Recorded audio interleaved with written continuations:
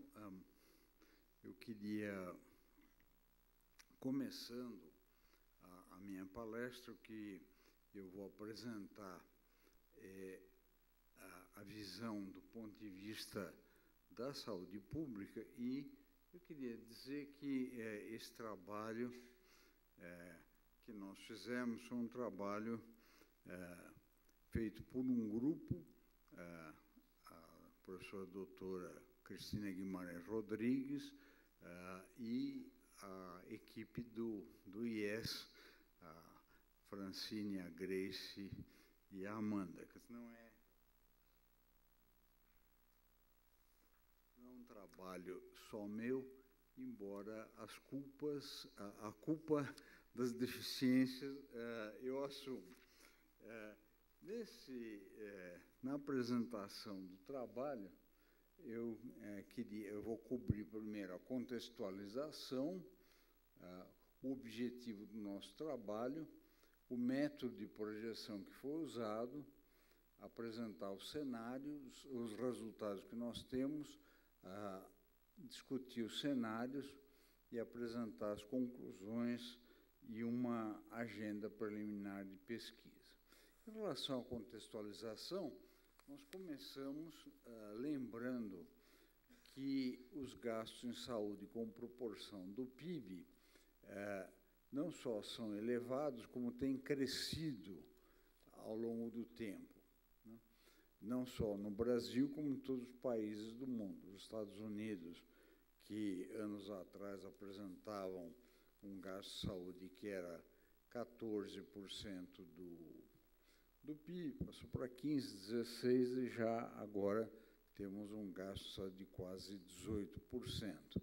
Se nós olharmos este gráfico, os países da OCDE vêm em seguida com 12%, e o Brasil é o quinto país. O Brasil, quer dizer, não é que nós gastemos pouco em saúde, nós gastamos significativamente em saúde. Nós gastamos 9% do nosso PIB em saúde, mais do que a Argentina, mais do que o Chile, mais do que a média da América Latina e do Caribe, que é 7,7%, e mais do que a média dos BRICS, né?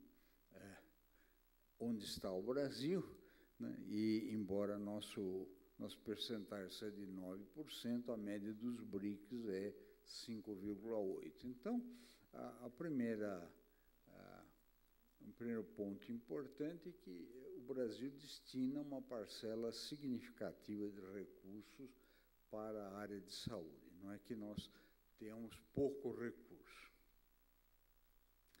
A outra coisa, se nós olharmos agora, não entre países, mas dentro do Brasil, nós vemos que o nosso gasto em saúde aumentou de 6,7% em 95 para 9% em 2010. Então, não só o gasto é alto, ele tem uma tendência crescente nesse gasto, e a participação pública nesses 9%, 4,2% é do setor público. Então, essa é uma outra característica, que hoje a maior parcela do gasto em saúde vem do setor privado, quer dizer, das famílias, das empresas de seguro, né, que no total colocam uma parcela maior do que a do setor público. Se nós olharmos em termos da contribuição pública, e aqui os dados são da OMS, o gasto per capita em saúde em 2010... Opa, desculpa.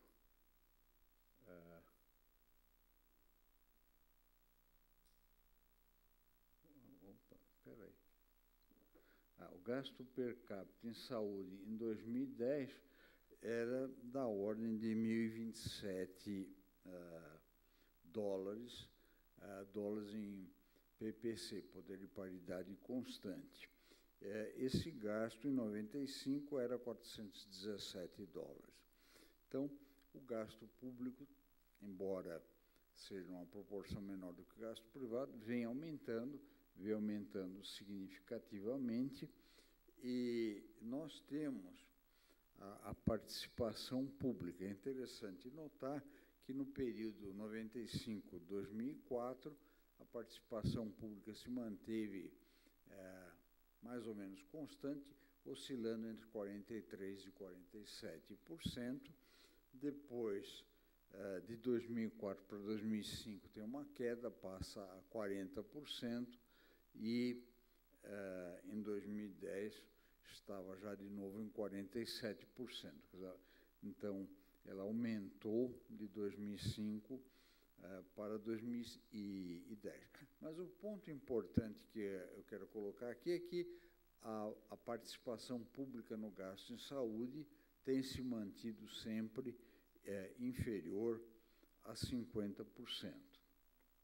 Bom, isso coloca alguns desafios que vamos procurar discutir. O primeiro é que os recursos são limitados, quer dizer, o problema econômico sempre surge da existência de recursos limitados. Esses recursos públicos deverão variar entre 3,8% e 4% do PIB em 2030, dependendo de ser ou não regulamentada a emenda constitucional 29, e o desafio que nós temos é se esses recursos serão suficientes para financiar a assistência à saúde frente à transição demográfica e epidemiológica.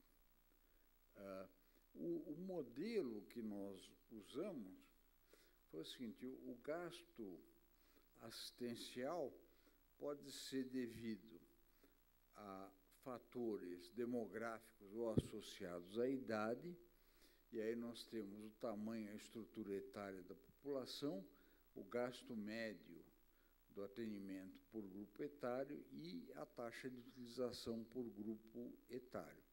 E temos, do outro lado, fatores não demográficos, em especial o crescimento da renda e a adoção de tecnologia.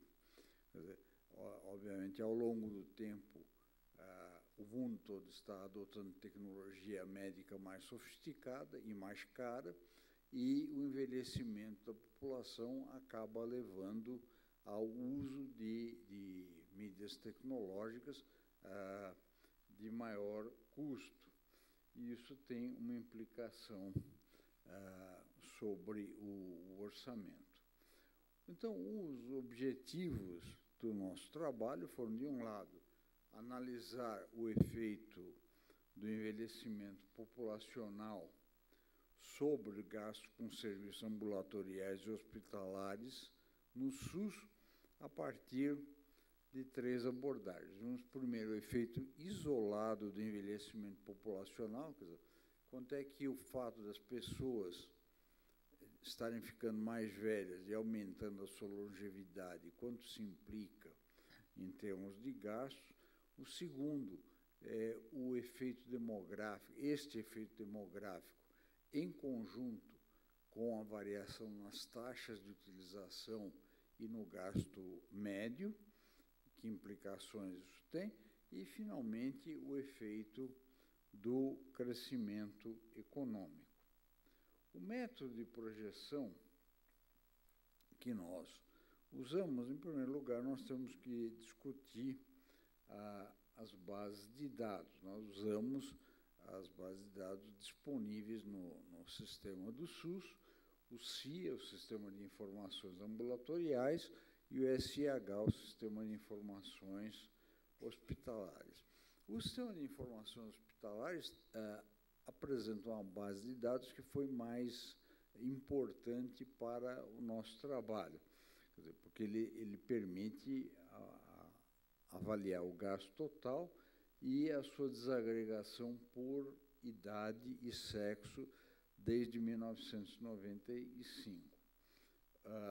O CIA apresenta o gasto total desde 95, mas por idade só a partir de 2008. Então, isso implicou numa limitação para as nossas projeções, porque eu só tenho 2008 a 2010, um número pequeno de anos, e, por outro lado, em 60% das observações não havia informação sobre idade ou sobre sexo. A impressão que se tem é que a pessoa que preenche a ficha no ambulatório acaba não dando muita importância a esse tipo de informação, então só 40% das informações tinham dado e sexo da pessoa. Bom, 40% de uma base total como a CIA tem é um número significativo, um número importante de pessoas. Porém, isso é uma amostra viesada, não tenho garantia, né, de que isso ocorra em todas, naqueles outros 60%. Então, a solução que nós adotamos foi fazer um prorata paridade para o ano 2010. Em relação aos dados econômicos, nós corrigimos os gastos a valores de 2010 usando o IPCA do IBGE. Bom, o método de projeção populacional, ainda continuando com ele, nós partimos da projeção do IBGE de população para 2030 e 2020, que eu queria lembrar que, então, embora o doutor Luiz, na apresentação dele, faz as projeções até 2050, no nosso caso, nós fizemos até 2030, e partimos da pirâmide etária disponibilizada pelo IBGE. E é interessante, quando a gente olha a pirâmide etária do Brasil, ela cada vez mais está se tornando uma pera etária, né? A pirâmide etária é cada vez menos uma pirâmide e cada vez mais uma pera etária. Está reduzindo a base e está inchando o meio e a parte superior. Nós temos aqui, então, essa pirâmide para homens e mulheres para os anos 2010, 2020 e 2030. O modelo que foi usado é este aqui. O gasto é o somatório para todas as faixas etárias, são faixas etárias quinquenais que nós usamos, do produto de população, a última variável aqui, o P, né, população, vezes a taxa de utilização das pessoas na faixa etária X, né, no ano T, e vezes o gasto médio realizado por essas pessoas na faixa etária X no ano T. Então, isso permite analisar o efeito de cada componente sobre o gasto agregado.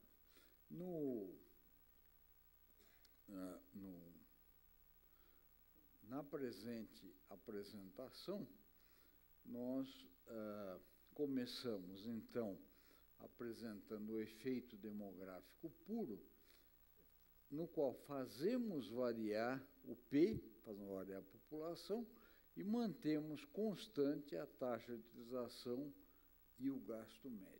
Em seguida, eu vou apresentar os resultados em que nós fazemos variar a população, a taxa de utilização e o gasto médio. Mas eu queria ressaltar que isso estamos fazendo aqui apenas para efeito de simplificação.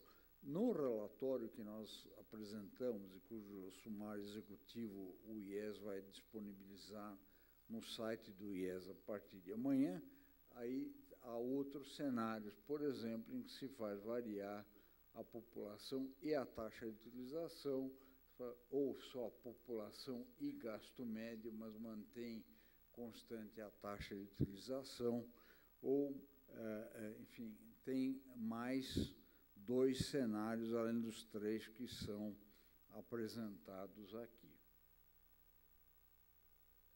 Bom, então, nós estamos vendo o efeito demográfico puro. Primeiro resultado, em relação a serviço ambulatorial. Número de atendimentos ambulatoriais por faixa etária.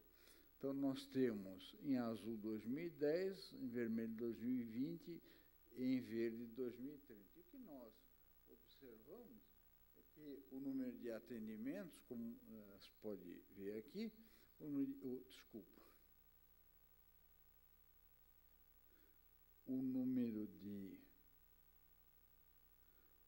de atendimentos, ele cai, né, nas faixas de idade menores, exatamente porque na transição demográfica diminui a fecundidade, portanto, diminui o número de nascimentos, diminui o número de pessoas nas faixas de idade menores e aumenta significativamente a partir dos 45 anos de idade. E nós vemos que 2010, 2020, 2030, então, o número de atendimentos das pessoas de idade é maior. Então, dessa forma, o gasto ambulatorial por faixa de idade, né, isso que para a faixa de 0 a 14 anos permanece, cai um pouquinho, de 1,3 bilhões de reais em 2010 para 1 bilhão de reais.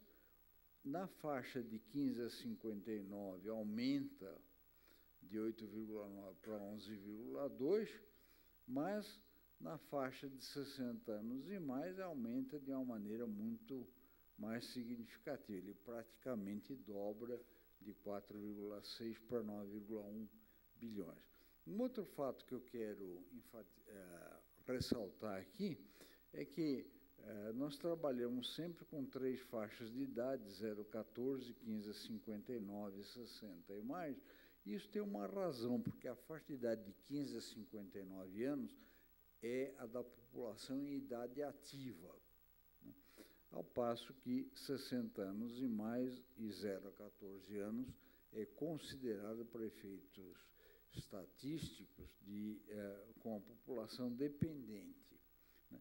Então, nós estamos vendo como é que se comporta o gasto com a população em idade ativa, que cresce, o gasto ambulatorial de praticamente 9 bilhões para 11 bilhões, e o gasto dos dependentes, que praticamente dobra no período.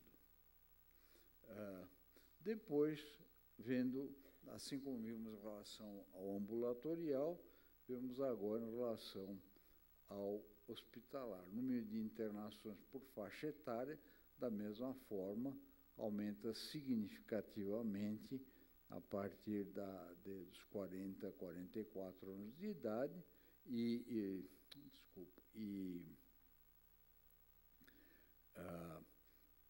aumenta de 2010 para 2030. Dessa forma, o gasto hospitalar da população idosa passa de 3,1 para 6 bilhões, também praticamente dobra, enquanto a população economicamente ativa aumenta relativamente, bem menos, né, de 5,8 para 6,8, e dos jovens diminui. Bom, então, isso foi em relação ao efeito demográfico puro. Fizemos variar apenas a população. Agora, vamos fazer variar todos os elementos: a população, taxa de utilização e o gasto médio. Então, nessa situação, nós adotamos uma premissa em relação às taxas de utilização hospitalares, de que em 2030 elas permaneceriam iguais à de 1995, e eu vou explicar um pouco isso no próximo slide. Em relação ao serviço ambulatorial, nós supusemos que há um crescimento acumulado de 10%. Por que fizemos isso? Porque, como eu mencionei anteriormente, dado o fato de que para os serviços ambulatoriais não é possível ter uma tendência, só temos dados de 2008 a 2010, além do mais com um grande número de omissões, então nós supusemos que vai haver um crescimento acumulado de 10%. Em relação aos gastos médios, nós supusemos que a média anual observada entre 2000 e 2010 vai se manter no período 2010 a 2030, e supusemos que a mesma coisa vai ocorrer em relação ao gasto ambulatorial, e, em parte, isso, porque